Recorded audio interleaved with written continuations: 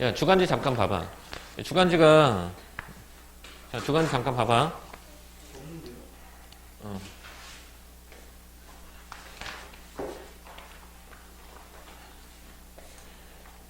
이거 보면, 이번 주부터 앞에다가 저기가 들어가. 맨 앞에 첫 페이지에 보면, 두 번째 페이지에, 두 번째 장에 보면, 개념이 들어가. 개념 정리를 좀 넣어놨거든, 선생님이. 어쨌든 문제 풀 때 이건 내신이든 수능이든 간에 문학에서는 개념 정리가 거의 한 50%를 차지한다고 보는 거야. 그래서 여기 있는 거 좀 읽어봐. 읽어보고 맨 마지막에 보면 페이지 맨 마지막에 보면 선생님이 복습하러 이게 빈칸 채워놨거든. 빈칸 있으니까 이 빈칸 가지고 복습 한번 해보고 이런 것들이 이걸 한 번 보고 나서 선생님이 외우란 얘기가 아니야. 한 번 보고 외우는 건 선생님도 쉽지 않다는 건 아는데 자꾸 읽다 보면 이게 익숙해진단 말이야. 그래서 익숙해지게 만들어 놓는 거야. 알겠지? 과제는 매주 월요일까지다. 월요일 이걸 다 가져와야지 선생님이 조교수님이 있을 때 채점해서 니네한테 나눠주는 거고. 알겠죠? 자, 그러면 오늘 진도 한번 나가보도록 할까요?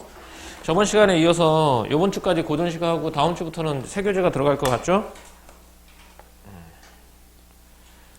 자, 한번 가봅시다. 고전시가는 저번에 얘기했지만 고전시가를 우리가 어려워하는 건 진짜 고전시가가 어려워서 어려운 게 아니라 뭐 때문에 어렵다고? 아, 고전시가야. 거부감 자체가 너 어렵게 하는 거야. 그러니까 일단 첫 번째 고전시가 있는 방법 첫 번째는 발음을 좀 편하게 해봐라. 어쨌든 간에 우리말이기 때문에 시대가 변한다고 해서 표기 자체가 크게 변하는 건 아니야. 아니 표기만 좀 변했지 발음은 일정 수준을 유지하고 있으니까 편하게 한번 읽어보고 한자가 나왔을 땐 한자 모르면 그 중에 하나만 봐. 하나만 봐서 그것만 가지고 맞춰서 한번 해보는 것도 좋다라고 보는 거죠. 자, 페이지 33페이지입니다. 33페이지 규원가부터 한번 가볼 텐데 이 작품, 이 환한서론의 규원가 같은 경우는 워낙 자주 출제되는 문제고 니네도 이 작품을 보면 해석은 모르더라도 제목 정도는 충분히 봤 수 있을 것 같아. 그지? 우리 환한서론 하면 어떤 인물로 기억되지? 환한서론 하면 어떻게 기억되냐 우리? 소설가 홍길동전의 작가 허균 알지? 허균의 누이야. 허균의 누이니까 있는 집 자손이란 말이야. 있는 집 여식인데 시집을 갔는데 시집이 장안에 좀 부잣집으로 시집을 갔어. 이 남자가 약간은 좀 방탕한 생활을 하는 거지. 그래서 얘는 이제 박복한 여인이야. 박복한 여인. 뭐에 박복하냐면 남편 복도 없고 자식 복도 없고 그래. 그러니까 예전에는 누구나 다 그랬겠지만 양반가에서는 그래도 자식들의 생존율이 좀 높은 편이었는데 자식을 4명가 나왔는데 그 중에 2이 죽었어. 남매가. 연년마다 죽었어. 그래서 그런 것들도 좀 있고 하니까 생각하고 나서 한번 보도록 합시다. 제목이 규원가인데 이 규자가 무슨 규자냐면 우리 이런 말 들어봤어? 규방. 규방이라는 말 들어봤지. 쉽게 따지면 이제 규방이라는 말은 어떤 말이냐면 여인이 기거하는 방을 규방이라고 불러. 여인이 기거하는 방을 규방이라고 부르는데 이걸 좀 더 넓게 보자면 그럼 여인의 삶이라고 봐도 돼. 규방 그러면 여인의 삶 이렇게 좀 넓게 보면 여인의 삶 이렇게 봐도 되겠지. 그러니까 노래는 가짜고 원자는 무슨 원자겠냐 그러면 원자는 원망한다라는 뜻이야. 여인이 원망하는 노래라는 뜻이야. 즉 규방에서 여인이 원망하는 노래 이렇게 돼. 자, 그래서 이제 규방이라는 말이 잘 나올 거니까 알아두면 좋겠고 요 작품 그러면 하나 더 물어볼까? 요거 작품 봤는데 장르가 뭐인 것 같아? 이거 장르가 뭘까? 인자 이거 장르 뭐야? 장르 힌트를 주자면 봐봐 힌트를 주자면 공음의 필은 못 바라도 군자하고 원하더니 사음보야 삼생의 원업이요 월화의 연분으로 사음보가 쭉 이어져 있어. 그리고 맨 마지막에 보면 마지막에 안 나와 있구나. 자 이렇게 돼 있어. 사음보로 된 연속체 뭐지? 3사조 4사조 사음보로 연속체로 됐어. 이거 뭐야? 시조는 3줄로 끝나야 되잖아. 근데 사음보로 계속 이어졌어. 시조가 아니라 뭐야 이거? 가사. 이게 가사다. 알겠지? 자, 이걸 가사라고 불러. 사음보 연속체. 아, 나 진짜 이거 봐. 가사는 기본적으로 알아야지. 이 사람들이 말이야. 그러니까 니네는 내신이라든지 공부할 때 이래. 작품 나오면 이건 가사야. 이렇게 하고 출발한단 말이야. 그러니까 내가 굳이 이 장르를 내가 굳이 파악할 필요는 없어. 어차피 사람들이 다 파악해 주는데. 네, 이건 파악해야 돼. 이건 가사라고 불러. 가사를 파악하는 방법은 간단해. 3, 4조 또는 4, 4조. 4, 4조에 사음보 연속체라는 말을 써. 3, 4조 또는 4, 4조, 이거 사음보의 연속체인데, 여기서 말하는 이 3, 4조, 4, 4조를 뭐라고 부르냐면 얘네를 음수율이라고 불러. 음수율은 다른 말로 하면 무슨 수? 글자 수가 되는 거야. 약 세 글자, 네 글자 또는 네 글자, 네 글자의 글자 수를 가진 얘 사음보가 연속적으로 반응되는 걸 가사라고 불러. 한없이 이어지게 돼 있지. 이게. 그 다음에 굳이 가사의 특징 하나만 더 적다면 이게 1이라면 두 번째. 가사의 맨 마지막 구절을 우리가 낙구라고 부른단 말이야. 낙구는 뭐와 똑같냐면 시조의 종장과 유사하다라고 보는 거야. 시조의 종장과 유사 이렇게 되지. 그럼 여기서 보면 시조의 종장이라고 했는데 시조의 종장은 다른 어떻게 끝나는데 이게 3543 이게 시조 종장의 첫 음보는 3음절에 이렇게 나와 있지. 그거랑 똑같이 끝나는 게 대부분이에요. 이게 가사야. 보면 돼. 그런데 이렇게 가사 중에서 작가가 누구였어 아까? 헌한설원이지. 여자지. 그 여인들이 쓴 가사를 다른 말로 뭐라고 하게? 그들만의 장르가 따로 있어. 아까 힌트 있었지? 여인의 삶을 나타내는 게 뭐라고? 규방이라고 그랬지. 그럼 얘네들을 뭐라고 부르냐면 규방가사 또는 내방가사라는 말도 써. 내밀한 방, 이러니까 같은 말이야. 내방하고 규방하고. 그래서 이런 작품들은 사대부 여인들에 의해서 주로 불리지. 사대부 여인에 의해서 주로 불리게 되는 가사를 이제 내방가사라고 부르는 거고, 이 작품은 여인이 아내자가 원망하는 게 누구밖에 없겠어. 지금이나 옛날에 똑같지. 남편밖에 없지. 그지? 남편에 대한 원망, 한탄 이런 것들이 되겠습니다. 자, 한번 그럼 본문 한번 가보도록 할게.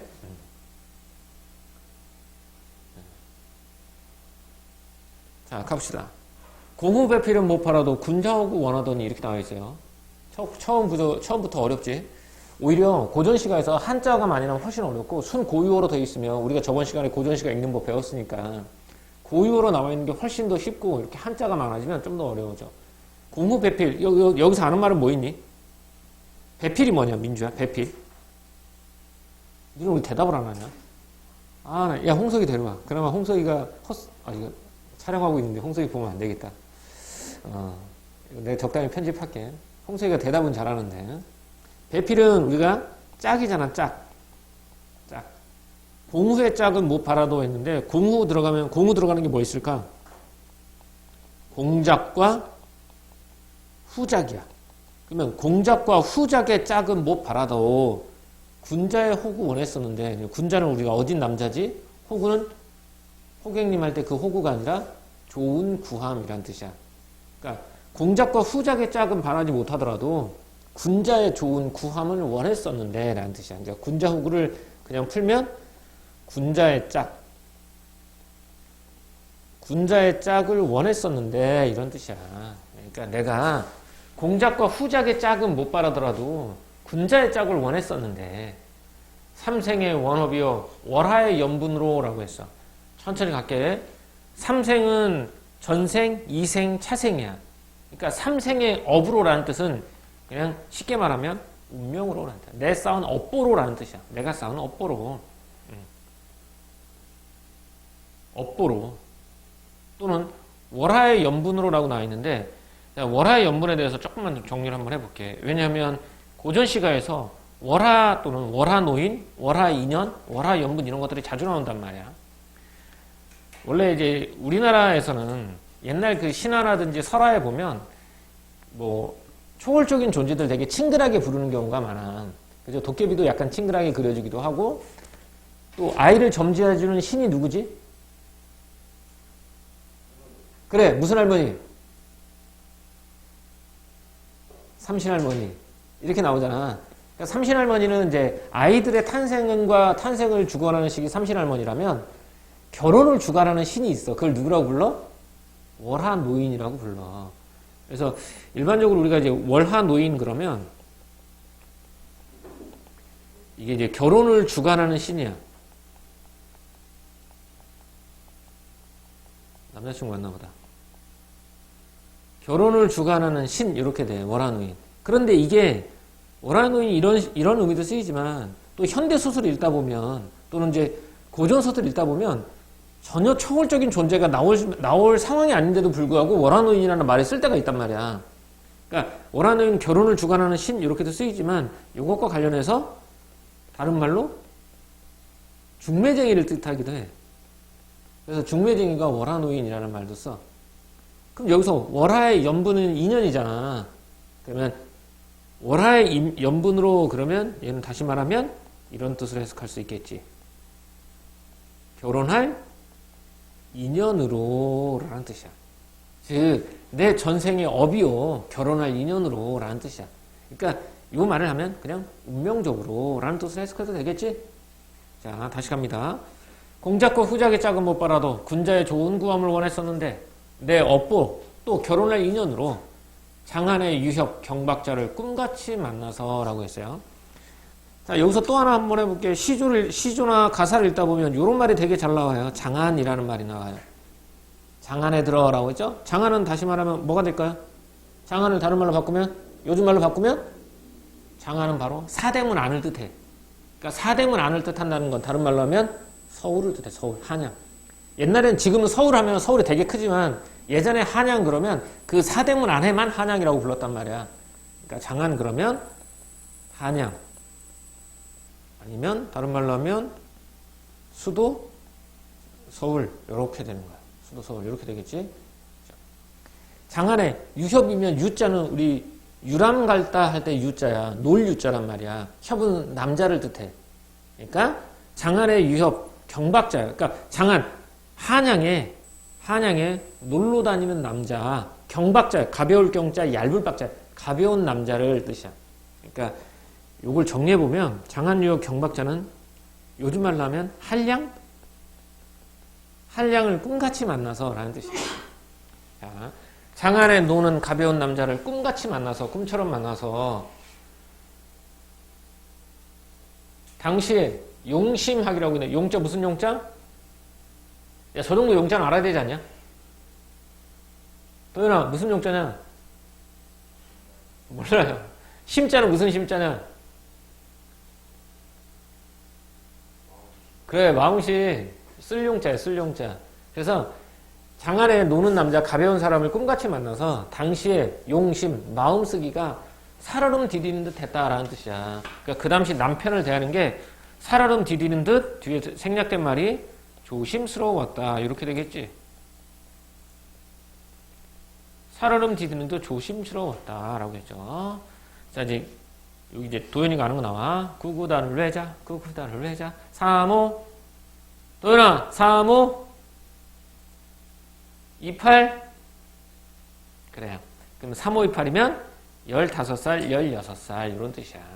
우리 28 청춘이라고 말하지. 그러니까 요즘 애들한테 28 청춘은 28살 청춘을 말하는 줄 아는더라고.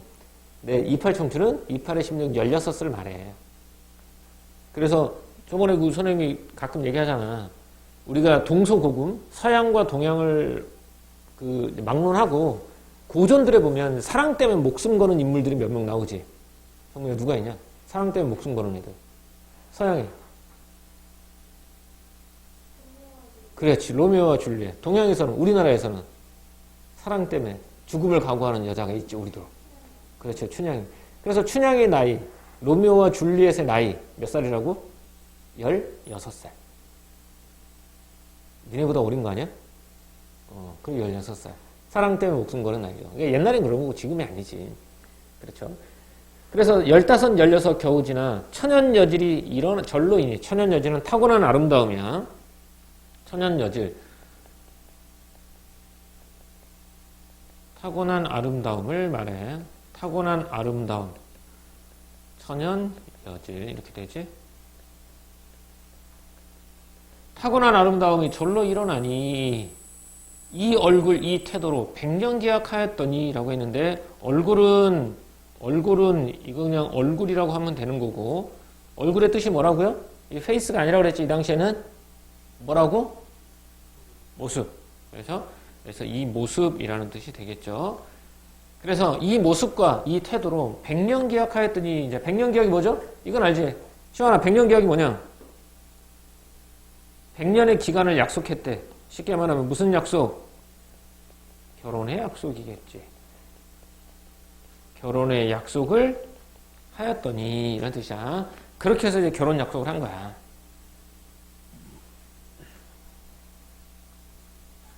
자, 다음 가자. 자, 진서야. 여기서 아는 한자 뭐 있냐? 영광에서. 그래. 그렇지. 그럼 해석이 하면 어떻게 돼?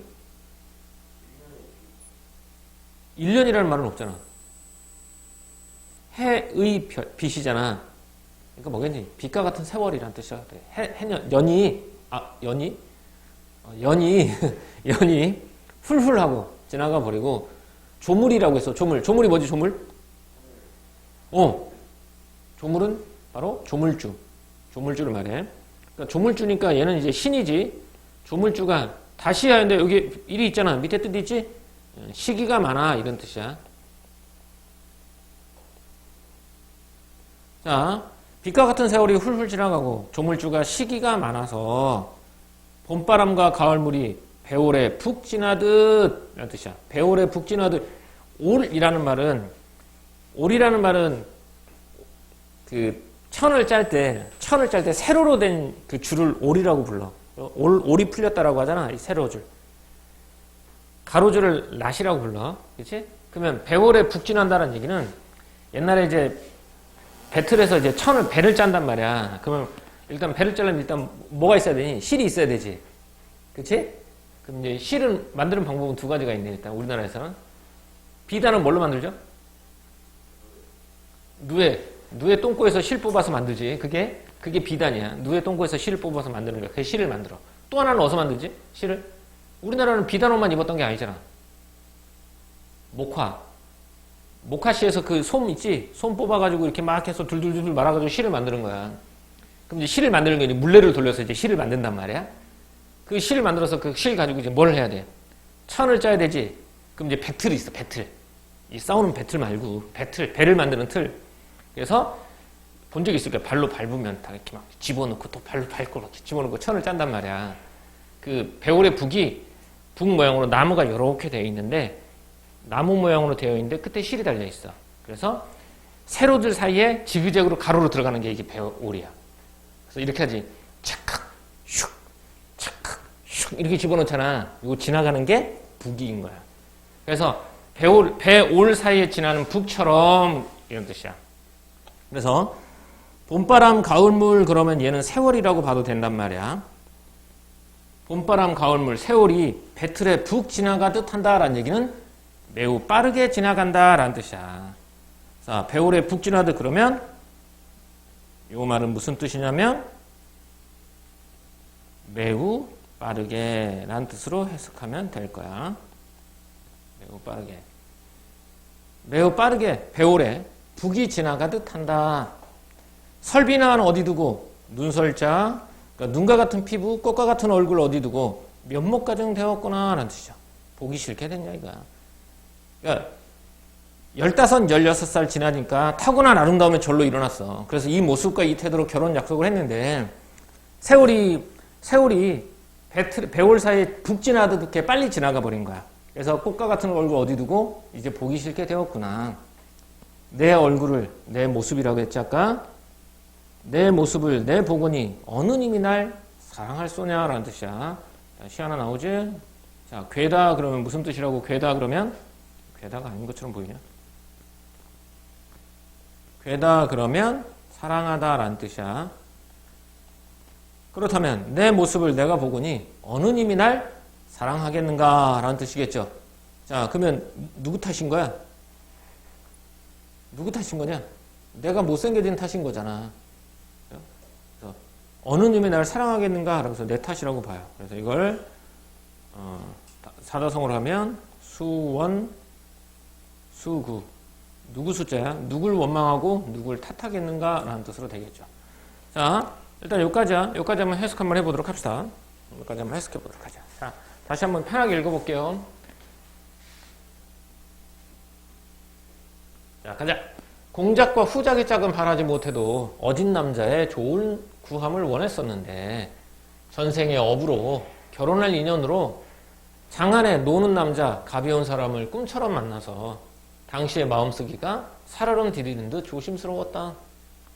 15, 16 겨우 지나 타고난 아름다움이 일어나니 이 모습과 이 태도로 그래서 100년의 약속, 결혼의 약속을 했었는데 빛과 같은 세월이 훌훌 지나가고 조물주가 시기가 많아서 봄바람과 가을물, 세월이 배월 사이에 푹 지나듯 지나갔다.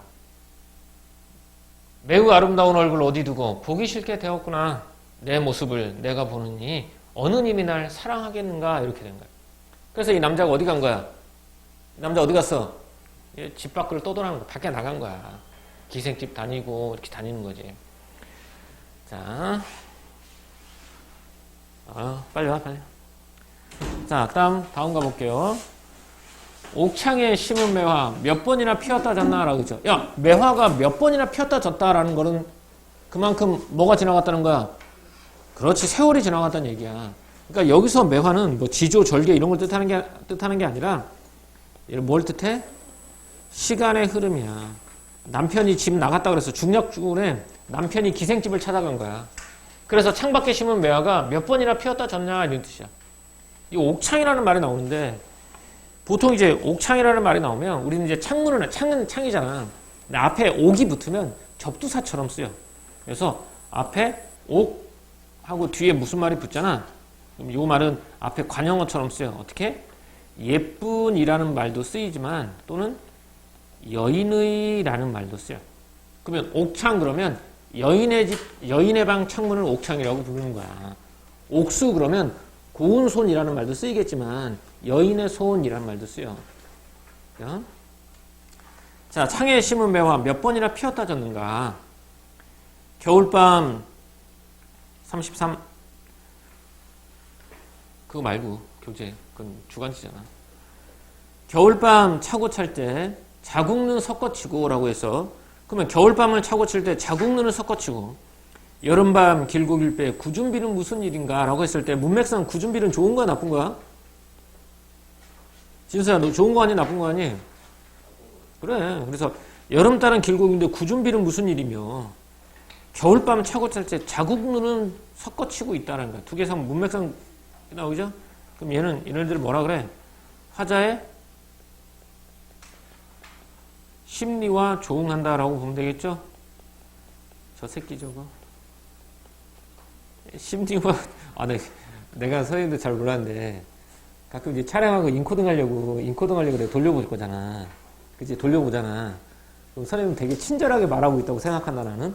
난 되게 친절한 사람이라고 믿고 있는데, 어느 순간 욕이 막 섞여 있는 거야. 뭐 심한 욕은 아닌데, 중간에 막 인상 쓰고, 야이씨! 막 이러고, 이런 게 많더라고. 네. 그래. 잘했어. 그거야. 자, 화자의 심리와 조응한다라는 말은 어울린다는 얘기겠지. 근데 남편이 집에 없으니까 좋지 않은 심정일 거잖아. 자, 그 다음 갈게. 창밖에 심은 매화 몇 번이나 피었다 졌는가.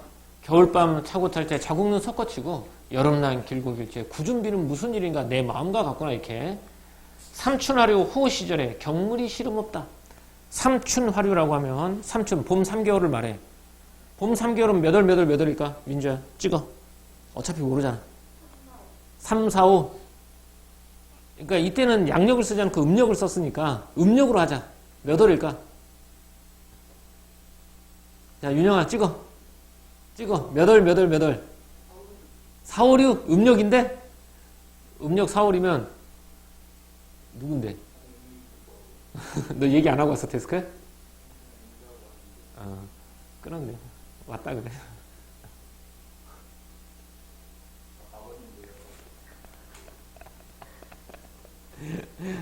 오늘 코미디다 코미디. 그래. 자, 야 지금 어디 가서 이거 촬영한 걸 누구한테 보여주겠냐 이거 진짜 부끄러워가지고. 홍석이만 보는, 오늘 안 온 게 홍석이밖에 없지? 어? 그래, 홍석이밖에 없어요. 아이고.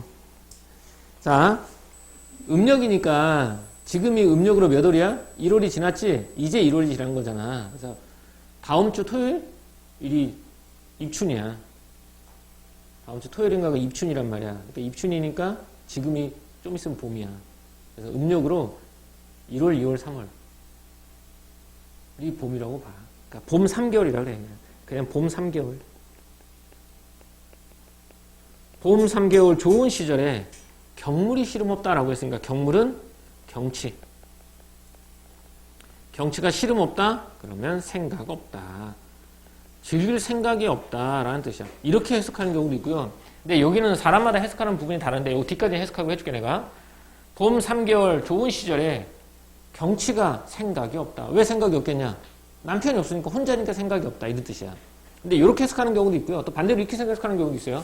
나는 되게 괴롭지. 나는 되게 괴로운데 삼춘하러 좋은 시절에 경치와 사물들은 근심이 없구나. 화자랑 대조되기도 보기도 해. 근데 이렇게 해석하는 게 더 많아. 자, 가을달 방에 들고 실솔이 상해 울제. 자, 실솔 뭘까요? 자, 실솔. 실솔은 다른 말로 하면 귀뚜라미야, 귀뚜라미. 네, 여기서 또 하나 팁을 알려줄게. 귀뚜라미인데, 여기 이제 한자를 보자면, 한자에 보면, 요런 말들이 있다? 앞에 이렇게 붙어 있는 애들 있지? 이렇게 한자 보면 맨 앞에가, 둘 다, 요런 거 뒤에 글씨가 써 있어. 요런 거. 실자래, 실사래, 실에. 이렇게 돼 있지? 이런 거리 들어가면, 이런 것들은 대부분 다 뭘 뜻해? 벌레를 뜻해. 벌레에는 얘가 들어가, 이 글자가. 눈치껏 때려 맞춰. 뭔가 나오는데 잘 모르겠어. 이런 게 들어가. 아, 그럼 얘 벌레구나. 라는 뜻이야. 벌레충. 벌레충자 이렇게. 그래서 앞으로 이제 주의 깊게 봐봐. 온갖 벌레가 나와 있는데 옆에 보면 이런 글자가 꼭 들어있을 거야. 귀뚜라미가 침상에 울제. 긴 한숨, 지는 눈물, 속절없이 생각만 많다라고 해서 여기서 햄 나오는데 햄도 정리하면 기본형은 해다라는 뜻이겠고 해다는 생각하다라는 뜻이에요. 해다 그러면 생각하다. 그래서 여기서 이제 활용어로 명사형음이 햄이 붙으면 생각 이런 뜻도 되고요. 우리 또 생각을 나타내는 명사형은 이렇게도 붙기도 하지만 뭐도 붙어? 해윰이라는 말도 들어본 적 있지. 학원 이름인 것 같기도 하고 그지? 해윰, 스터디 뭐 그런 학원 이름 본 것 같아. 얘도 생각이야. 얘는 그냥 해윰 그러면 생각함 정도가 되겠지. 햄 그러면 생각. 해다 그러면 생각하다니까 해윰 그러면 생각함 정도 되겠죠. 명사형입니다. 생각입니다. 자, 가을달 방에 들고 길뚜라미 침상에 울제. 긴 한숨 지는 눈물 속절없이 생각만 많다. 아마도 모진 목숨 죽기도 어려울사라고 나와 있는데 여기서 중요한 건 리을사. 선생님 자주 나오는 것만 하는 거야. 여기서 리을사 또는 리을사, 리을사라든지 리을사 이런 것들이 나오는데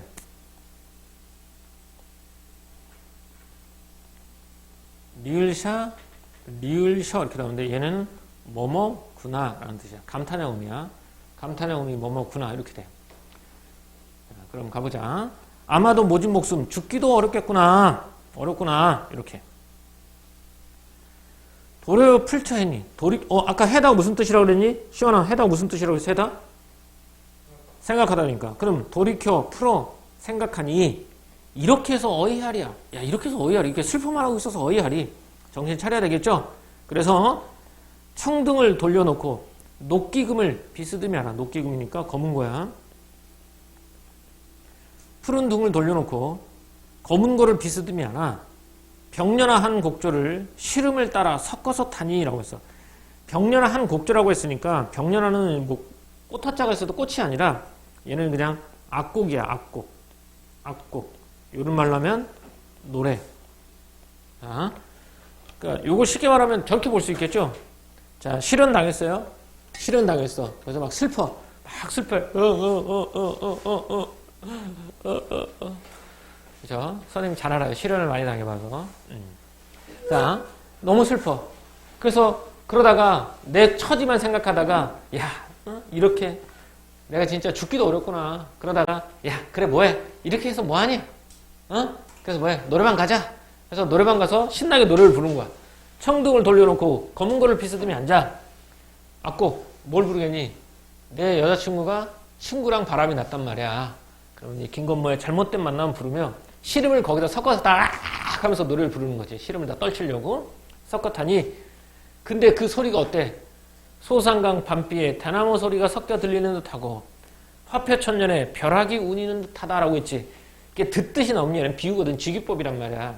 그러니까 이런 거는 굳이 해석을 안 해도 돼. 그래서 이렇게 해서 묶어가지고 얘는 그냥 매우 슬펐다 이렇게 정리하기만 하면 돼.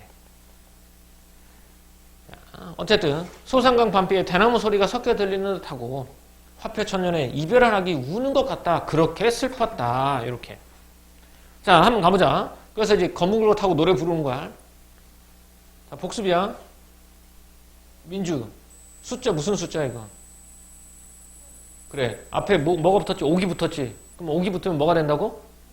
여자의 손 또는 고운 손. 여인의 고운 손에 타는 솜씨는 옛 소리가 있다만 내 솜씨는 그대로야. 옛날하고 똑같아. 어? 노래 솜씨는 옛날하고 똑같아. 그런데 부용장이 적막하니 누구 귀에 들리겠는가라는 얘기는 소리는 옛날하고 똑같은데 지금은 누가 없다는 거야. 남편이 없지. 부용장이 적막하니 왜로 비어 있으냐. 부용장은 부용이 연꽃이야. 연꽃무늬 커튼이야. 연꽃무늬 휘장. 부용장이 적막하니 비어 있으니 누구 귀에 들리겠는가. 남편이 없으니 누구 귀에 들리겠는가 라는 뜻이야. 간장이 구곡되어 아홉굽이 되어 굽이 끊쳤어라. 끊어졌구나. 차라리 잠을 들어 꿈에나 보려고 하니 꿈에나 보려고 해서 님을 남편이 지금 바람 피러 갔단 말이야. 차라리 잠이 들어 꿈에나 보려고 하니 바람에 지는 잎과 풀 속에 우는 짐승 무슨 일 원주로서 잠조차 깨우느냐. 꿈속에서는 보려고 했더니 얘네들 때문에 잠도 못 자는 거야. 이렇게 돼요. 자, 여기까지 환한서론의 규원가인데 앞에서부터 쭉 한번 해석 한번 하고 갑시다. 띵띵이요. 자, 가볼까? 갑니다. 자, 그냥 읽어 편하게 내도 공작과 후작의 짝은 바라지 못하더라도 어진 남자의 좋은 구함을 원했었는데 전생의 업이요 결혼할 인연으로 장안의 가벼운 남자를 꿈처럼 만나서 그 당시에 마음쓰기가 살얼음 디디는 듯 조심스러웠다. 15, 16 겨우 지나 타고난 아름다움이 절로 일어나니 이 모습과 이 태도로 100년의 약속, 결혼할 약속을 했었는데 빛과 같은 세월이 훌훌 지나가고 조물주가 시기가 많아 봄바람, 가을, 세월이 100월 사이에 푹 지나듯 지나가 버렸다. 눈과 같은 매우 아름다운 얼굴 어디 두고 보기 싫게 되었구나. 내 모습을 내가 보고니 어느 님이 날 사랑하겠는가. 창밖에 심은 매화 몇 번이나 피었다 졌는가. 겨울밤 차고 찰째 자국눈 섞어치고 여름날 길고 길째 굳은 비는 무슨 일인가. 여기서 자체는 자국눈이라는 건 눈이 온 흔적만 남아할 정도로 내리는 눈을 말해. 자국눈, 자국만 남았다는 뜻이겠죠. 삼춘하는 봄 3개월 좋은 시절 경치가 생각이 없다. 가을달 방에 들고 귀뚜라미 침상에 울째 보면 겨울, 여름, 봄, 가을이야. 몇 년이 지나갔잖아. 봄, 여름, 가을, 겨울에 자신의 심리를 쭉 풀어놓은 거야. 가을달 방에 들고 귀뚜라미 침상에 울째 진 한숨 지는 눈물 속절없이 생각만 많다. 아마도 모진 목숨 죽기도 어려울 것 같구나. 돌이켜 풀어 생각하니 이렇게 슬픔만 해서 어이하리. 푸른 등을 돌려놓고 검은 거를 비스듬히 하나 병년화 한 곡조를 시름을 따라서 섞어서 타니 소상강 밤비에 대나무 소리가 섞여 들리는 듯하고 화표천년 이별한 학이 우는 듯 매우 슬펐다. 고운 손에 타는 솜씨는 옛날 소리가 있지만 연꽃무늬 휘장이 비어있으니 누구 귀에 들리겠는가. 간장이 아홉굽이 되어 굽이 끊어졌구나. 차라리 잠을 들어 꿈에나 님을 보려고 하니 바람에 지는 잎과 풀 속에 오는 짐승이 무슨 일 원수가 졌길래 잠조차 깨우느냐 이렇게 나오죠. 자, 이런 내용이에요. 근데 고전은 지금은 선생님이랑 같이 하니까 직역을 다 했지만 실제 니네가 볼 때는 해석되는 대로만 하면 돼. 해석되는 대로만 해. 안 되면 실력이 부족하는 거고 근데 내 평소에 선생님 저는 고전을 너무 못해요. 고전이 너무 힘들어 이러면 오히려 걱정하지 마. 약점이 고전이면 편해. 약점이 비문학인 것보다는 약점이 고전인 게 편해. 왜냐면 고전은 어쨌든 간에 아직까지는 EBS 반영 비율이 매우 높아. 그래서 고전 시간은 그냥 EBS에서 나온다고 보면 돼, 수능 때는. 응? 그 생각 가지고 고전을 너무 쫄지 말고 해석되는 데만 가지고 돼. 이렇게 어렵게 해석했는데 문제 풀다 보면 야 굳이 저렇게까지 해석할 필요 있었어? 할 정도로 문제가 쉬워. 자 그러면 바로 넘어가 볼까요? 자 A씨의 표현상 특징에 대한 설명으로 적절하지 않은 것 했어요. 항상 선생님이 얘기하지만 이 문제 풀 때 문제 푸는 방법도 중요하니까 이런 문제는 순서가 A에서 C로 가는 순서도 있고 선택지로 가는 순서도 있단 말이야. 1번부터 볼 것이냐 1번, 2번, 3, 4, 5번을 볼 것이냐 아니면 A부터 보고 B부터 보고 C를 볼 것이냐라고 본다면 선생님이 항상 추천하는 방법은 이 방법이야. A부터 보는 거야. 자 A를 한번 살짝 보고 올게요. 그러면 A가 뭐냐, 봄바람, 가을물, 세월이 배월에 푹 지나듯 지나가 버렸어. 그래서 곱고 고운 얼굴이 보기 싫게 된 거야. 여성의 생활한 밀접한 소재를 활용하여 흘러가는 세월에 대한 화자 인식을 시각적으로 표현했다. 맞습니까? 자, 다시 하나씩 찾아보자. 흘러가는 세월에 대한 화자 인식 나와 안 나와? 배월에 그치? 시각적으로 배월에 북이 지나가는 것처럼 지나간 거잖아. 시각적으로 표현한 것도 맞고요. 여성과 밀접한 소재는 아까 뭐였지? 여기 나오면 배틀, 배월이죠? 여기다 북 이런 거 나오죠. 맞네요. 자, B, 그 다음에 A 여기 하나 더 있어요. 이거 봐. 요게 중요해. 여기 A가 여기도 있어. 이것도 보고 가야 돼요. 계절적 배경을 알려주는 시어를 활용하면서 시간에 따라 화자의 처지가 달라졌음을 드러낸다라고 했는데 A에서 화자의 처지가 달라졌어 안 달라졌어? 설비난 어디 두고 보기 싫게 되었고 옛날에는 곱고 고운 얼굴이었지만 지금 어떻게 되니? 보기 싫게 되었지. 그래서 계절적 배경을 알려주는 시어는 어디 있지? 봄바람, 가을물 나오지. 그래서 계절적 시경 나타나는 것도 많고 화자의 처지가 옛날에는 좀 얼굴이 됐었는데 지금은 보기 싫게 됐다라는 거 맞죠? 얘도 좀 맞죠. 이렇게. 근데 여기서 이제 보통 학생들이 좀 헷갈릴 수 있어. 선생님 화자의 처지가 생김새일 수도 있지만 화자의 지금 상황, 남편이 떠난 상황이면 변하지 않았을 수도 있지 않을까라고 했는데 처음에 결혼할 때는 예뻤어. 그때 결혼했단 말이야. 근데 지금은 없으니까 처지가 달라진 것도 맞아. 다음 이렇게 A가 끝났어. 그 다음 B를 봐야 되겠지 그러면? 자 B 갑시다. B는 겨울밤 차고 찰 때 자구는 섞어치고 여름날 길고 길째 구준비는 무슨 일인가 라고 했어요. 그러니까 겨울과 여름을 통해서 화자의 심리와 조응하는 자연물을 끌어들인 거야. 자 가자. 두 단어를 반복하는 구절을 행마다 사용하여 화자가 주목하는 각 계절의 특성을 강조하고 있다. 자, 단어를 반복하는 구절을 단어를 반복하는 걸 행마다 사용했대. 그럼 한 행에 반복하는 게 두 개가 나와야 되네? 차다, 길고 길다. 요걸 말하는 것 같아요. 요거 맞는 것 같고. 그 다음. 화자가 주목하는 계절의 특성을 강조하고 있다. 이 작품이 겨울밤 차기도 차구나. 여름밤 길기도 길구나. 라고 했어. 계절의 특성 나와 있다고 봐도 되겠니, 이제? 그래, 맞아요. 겨울은 차고, 여름은 길고, 이렇게. 좋아. 모르겠으면 세모 이렇게 해도 돼. 자, B, 여기도 있네. 대구를 활용한 리듬감 형성하고 있다. 맞죠? 이렇게 많고. 대구법 당연. 여름밤, 겨울밤, 차고, 찰제, 길고, 길제. 대구가 쓰였어요. 시환이 대구가 뭐야? 대구, 명태, 거북이. 연어알, 물새알, 해녀, 대합실. 17만 평방미터 우물 하나 분하고.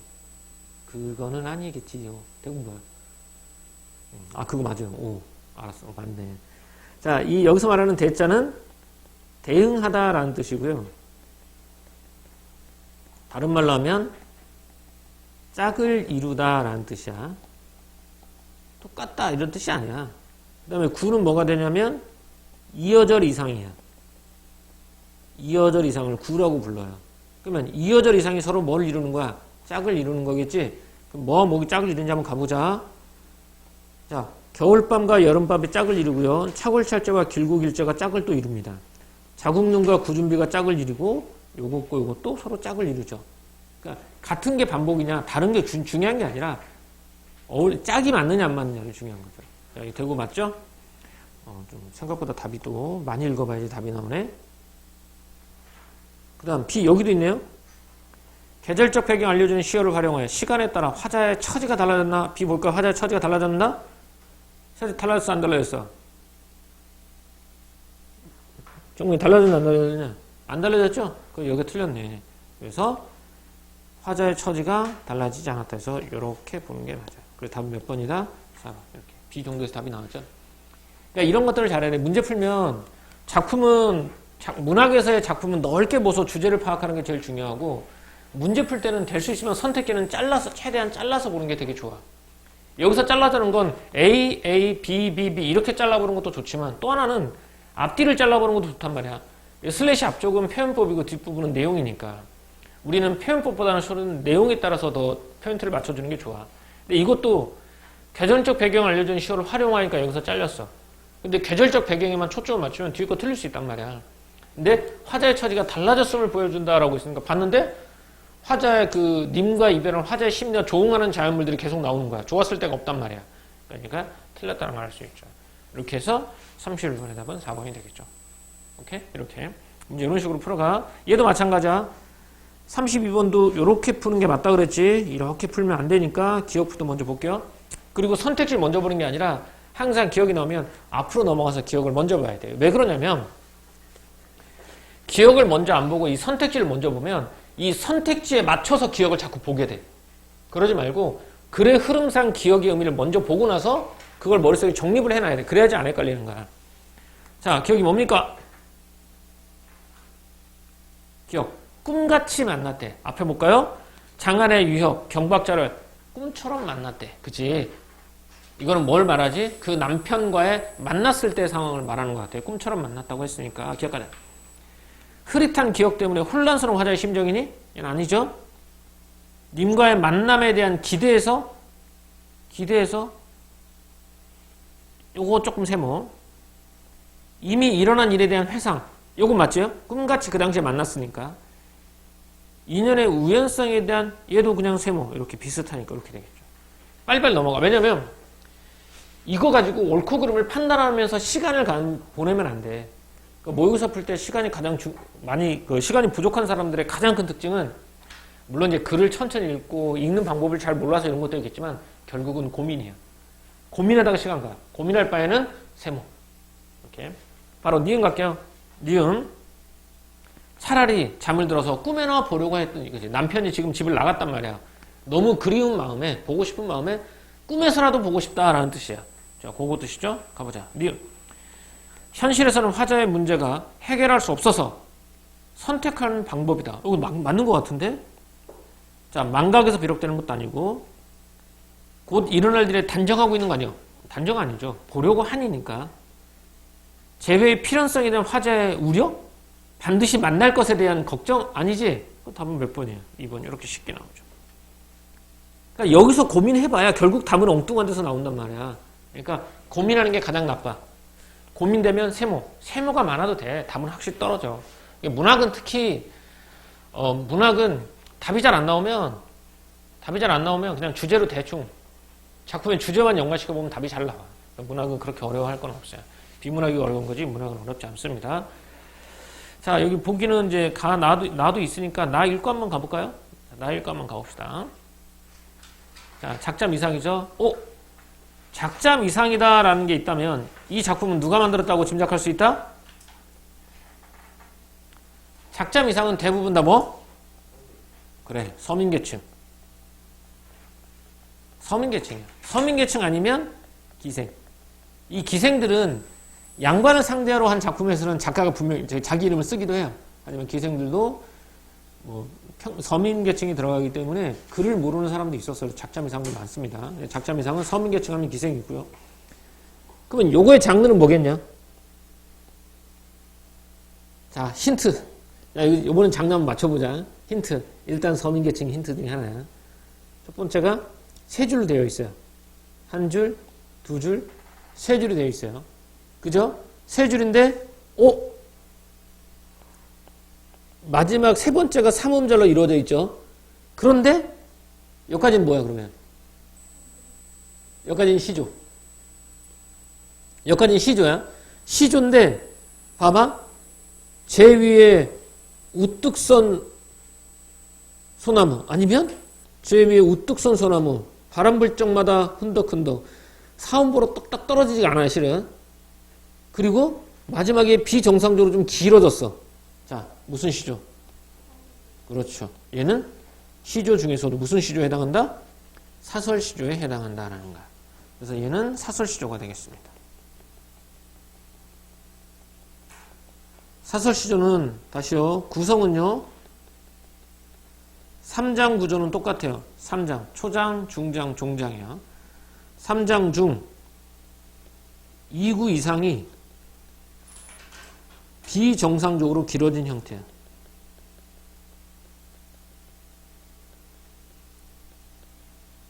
비정상적으로 길어진 형태. 비정상적으로 길어진 형태를 우리가 사설시조라고 부릅니다. 오케이, 좋아요.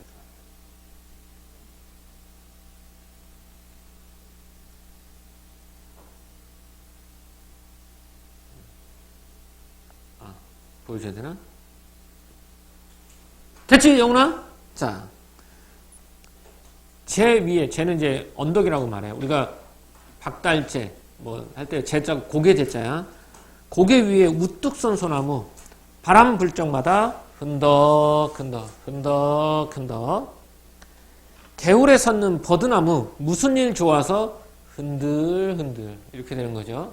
그럼 얘네들의 지금 상황이 무슨 일 좋아서라는 말이 나오잖아. 그러니까 얘네들은 자연물인데 자연물의 지금 상태가 긍정적이에요? 부정적이에요?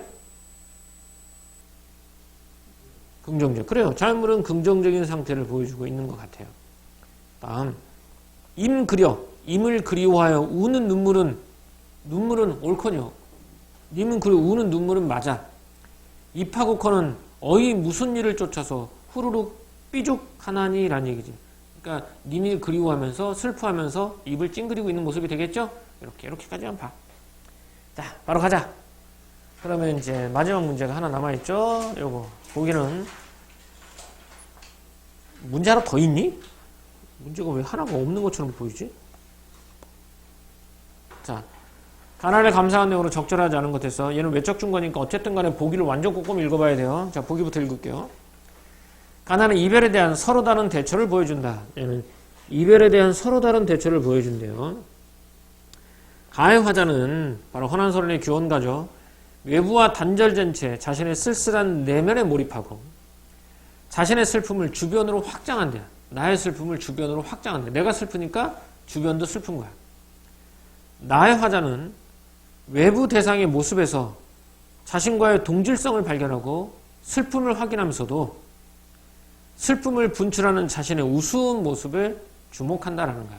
그러니까 눈물은 옳지만 입이 막 삐죽삐죽 하고 있는 거는 내 모양이 너무 우스운 거야. 가는 슬픔을 확장하고 결국 펼쳐냄으로써 나는 슬프지만 슬픔과 거리를 둠으로써 이별에 대처한다라고 말했죠. 이게 가장 큰 포인트인 것 같아요. 자, 그러면 이 문제 구성 어떻게 되어 있는지 알죠? 가에서 귀뚜라미 침상이 울제는 요거 나오죠? 이 앞에 잘랐어요. 자, 귀뚜라미가 침상에서 울어요. 누가 우는 거죠? 귀뚜라미가 우는 거지. 근데 진짜 귀뚜라미가 우는 거야? 귀뚜라미 좋아서 소리를 낼 수도 있지. 얘를 뭐라고 불러, 이런 거를? 내가 슬프니까 귀뚜라미도 슬플 거야. 나의 슬픔을 귀뚜라미에다 집어넣었죠. 뭐라고? 그래요. 이게 감정이입이죠. 그러면 나의 슬픔을 확장한 거 맞아요? 나의 슬픔을 귀뚜라미까지 확장한 거 맞아, 아니야? 맞지? 그러니까 얘는 뒤는 맞는 거야. 주변으로 확장한 거. 여기도 확장한다고 나와 있으니까. 자, 가서 부용장이 적막하니 누구 귀에 들리겠는가? 라는 뜻이야. 부용장이 적막하니 누구 귀에 들리겠는가? 라고 그런 내용이 있죠? 화자가 외부와의 교감을 거부하고 내면에 몰입하는 모습이라고 나와 있는데, 가에서도 뭐라고 나오냐면, 외부와 단절된 채 쓸쓸한 내면에 몰입하고 나와 있죠. 요거 이제 보기 박스에 그대로 나와 있으니까 얘도 맞고. 부용장이 적막한 일을 통해서 외부하고 교감을 거부한다. 아무튼 거부한다는 말이 약간 거슬리긴 하지만 대체로 맞는 것 같죠. 그럴 때는 약간 세모. 내가 거부한 건지 고립된 건지는 몰라. 일단 세모. 가, 삼춘하려는 꽃과 버드나무죠. 화자에 대비되어 외부와의 단절감을 강조하는 군이라고 나와 있어. 얘는 단절감을 강조하는 게 맞아. 그지? 나는 답이 나오긴 하지만 좀 남에다 보자. 이렇게 가. 긴 한숨 지는 눈물과 달리 화자가 자신의 우스운 외양에 주목하여 나는 긴 한숨 지는 눈물은 가잖아. 얘도 맞고 자신의 우스운 외양에 주목한다. 이건 나 맞지? 얘도 맞고요.